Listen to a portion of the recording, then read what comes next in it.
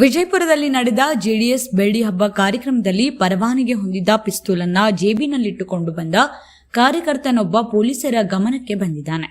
ಭದ್ರತಾ ಕಾರಣಗಳಿಂದಾಗಿ ಆತನನ್ನು ವೇದಿಕೆ ಮುಂಭಾಗದಿಂದ ಹೊರ ಕಳುಹಿಸಲಾಯಿತು. ನಂತರ ಆತ ತನ್ನ ಪಿಸ್ತೂಲ್ ಅನ್ನ ಬೇರೆಡೆಗೆ ಇಟ್ಟು ಮರಳಿ ಕಾರ್ಯಕ್ರಮಕ್ಕೆ ಹಾಜರಾಗಿದ್ದಾನೆ. ಈ ಘಟನೆಯ ವಿಡಿಯೋ ಇದೀಗ ಸಾಮಾಜಿಕ ಜಾಲತಾಣದಲ್ಲಿ ವೈರಲ್ ಆಗುತ್ತಿದೆ.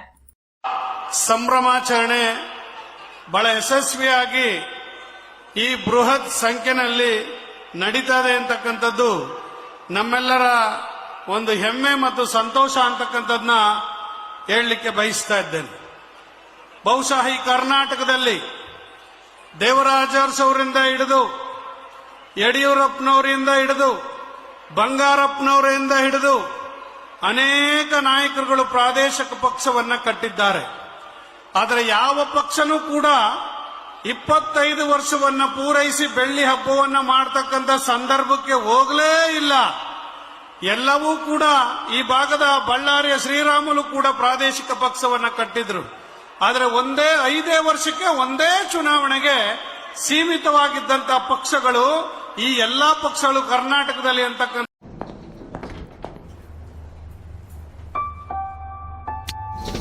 Every day, watch me stand tall, light up, see her glow up.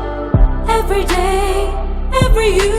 Hey you, feel the love, feel the day, own your day. Hey you, own the day. Every day, every you. Every day, your way. Every day,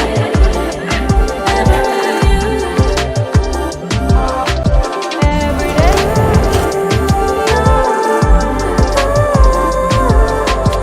every day, every you. Affordable, lightweight lifestyle jewelry for every day, every you. Zoe from Malabar Gold and Diamonds.